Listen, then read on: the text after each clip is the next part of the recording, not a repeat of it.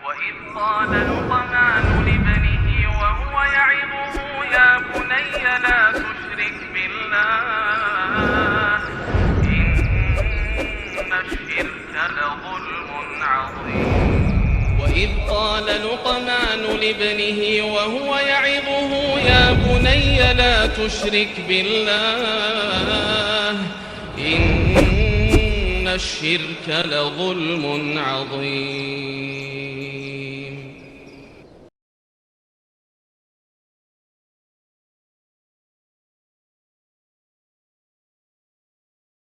Assalamualaikum warahmatullahi wabarakatuh. Innal hamdalillah nahmaduhu wa nasta'inuhu wa nastaghfiruh wa na'udzu billahi min shururi anfusina wa sayyiati a'malina may yahdihillahu fahuwal muhtad wa may yudlil falan tajida lahu waliya mursyida. Asyhadu an la ilaha illallah wahdahu la syarika lahu wa asyhadu anna Muhammadan 'abduhu wa rasuluh alladzi la nabiyya ba'dahu.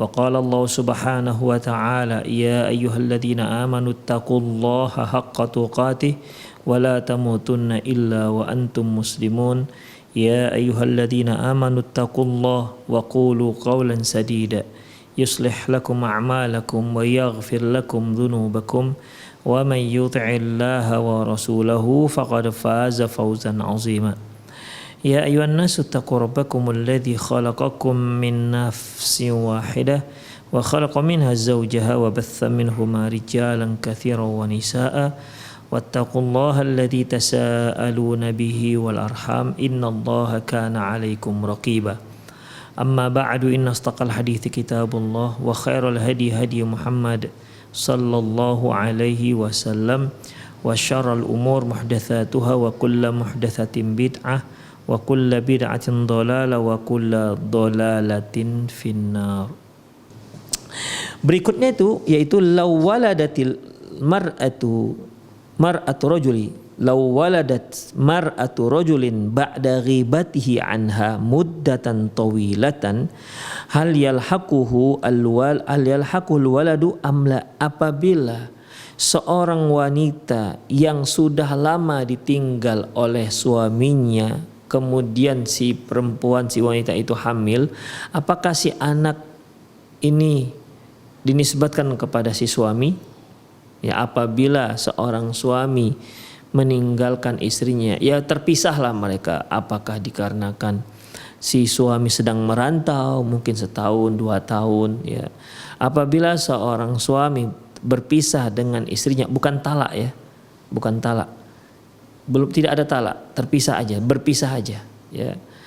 Apabila sang suami berpisah dengan istrinya, berpisah tempat, ya, dengan alasan tertentu, kemudian sudah sekian lama, kemudian si istri hamil dan melahirkan, apakah anak ini dinisbatkan kepada sang suami? Ya, contohnya ikhwah, sang suami pergi merantau untuk mencari rezeki untuk keluarganya. Ya, akhirnya dia dari tempat dia bekerja dikirimin uang setiap bulan, namun dia belum bisa untuk pulang karena pulang itu butuh uang yang lebih. Jadi dia putuskan tidak pulang, hanya dikirimlah uang untuk nafkah anak dan istrinya. Tapi sudah setahun, 2 tahun, 3 tahun hamil ini istri. Nah, sekarang masalahnya, ini anak dinisbatkan nggak dengan si suami? Ini dia. Ya, sebagaimana yang kita ketahui bahwasanya kehamilan itu paling lama kan setahun. Ya, paling lama setahun. Tapi ini sudah 2 tahun baru dia hamil.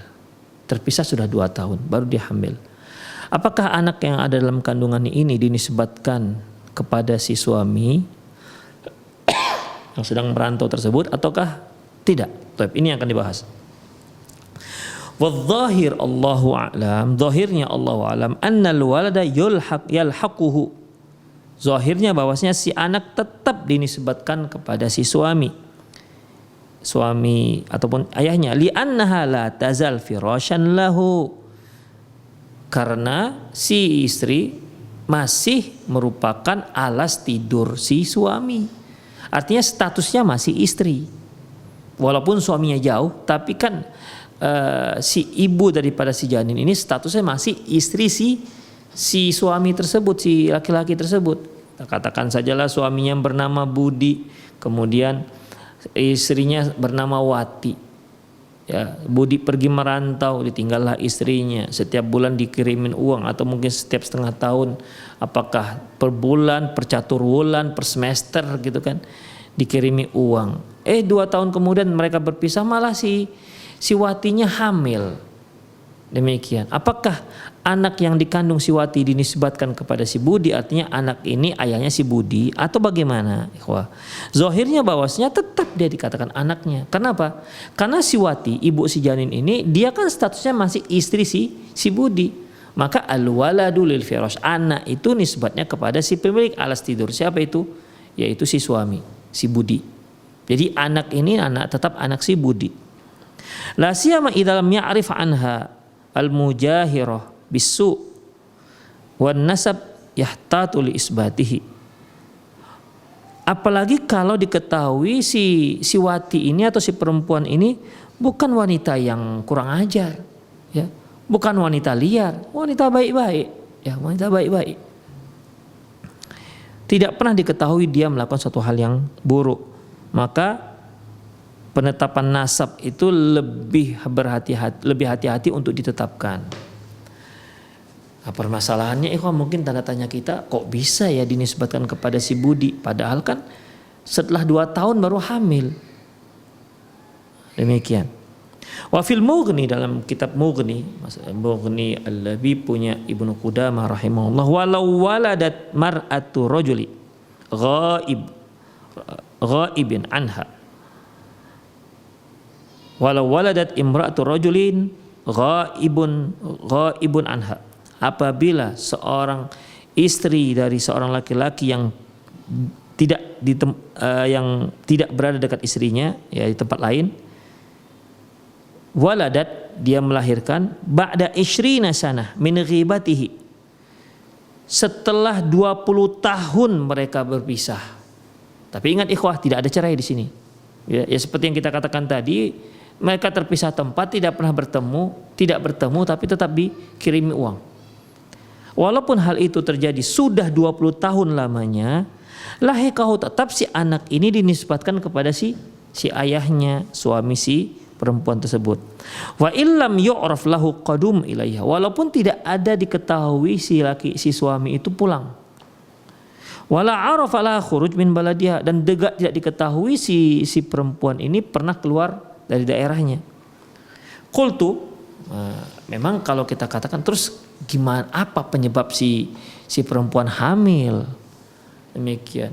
Si laki-laki tak diketahui pernah datang, si perempuan juga enggak pernah diketahui keluar dari daerah dia. Terus kapan mereka bertemunya? Hamil lagi. Ini jangan-jangan kan begitu kalau kita menanggapi. Tapi ikhwah rahimanallahu wa iyyakum, ternyata syariat enggak seperti itu. Enggak sembarangan menuduh si perempuan, oh berarti kamu berzina. Kenapa? Kamu kan sudah terpisah dengan suamimu. Nah, demikian tidak.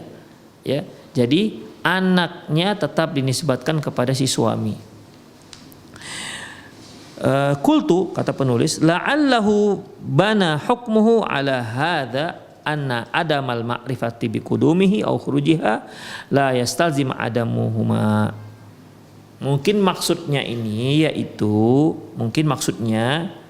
hukum seperti ini yaitu tidak diketahui si laki-laki datang ke kampungnya dan juga tidak diketahui si perempuan keluar dari daerahnya, bukan berarti tidak ada, belum tentu.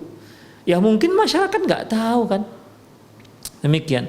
Ada ikhwah seorang ayah dia divonis penjara, kalau tidak silap saya waktu itu sekitar 7 tahun atau berapa, ya. Jadi ikhwah rahimanallahu iyyakum, ya, sebagaimana kita ketahui orang penjara kan di dalam penjara, dikurung dia. Ya, dia dikurung selama 7 tahun. Tapi masya Allah istrinya hamil terus. 2 tahun sekali hamil, 3 tahun sekali hamil. Jadi dia di penjara, anak nambah 2. Gitu.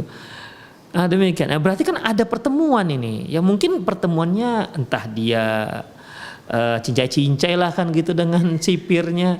Bisa dia keluar sebentar gitu kan. Ketemu istrinya. Ya laki-laki tidak ketemu setahun dengan istrinya. Tahulah apa yang akan terjadi. Demikian. Atau mungkin si istri datang ke penjara. Mereka mereka nyewa ruang barakah mungkin kan. Demikian. Kita tidak tahu. Jadi ketidaktahuan masyarakat itu belum tentu tidak ada.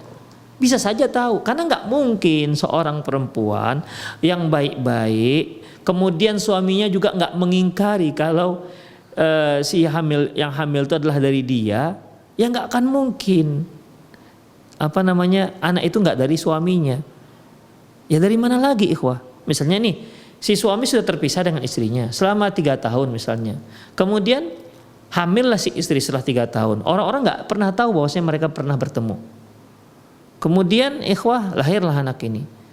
Ketika tahu si suami, oh istrimu lahir, itu anakmu? Iya katanya. Iya katanya. Dia nggak mengingkari. Demikian. Kemudian orang nggak usah bertanya-tanya, nggak usah kepo sekali. Ya. Oh kenapa kok bisa hamil? Kenapa kok bisa hamil? Kamu kapan datangnya? Oh, itu nggak usah, itu urusan mereka.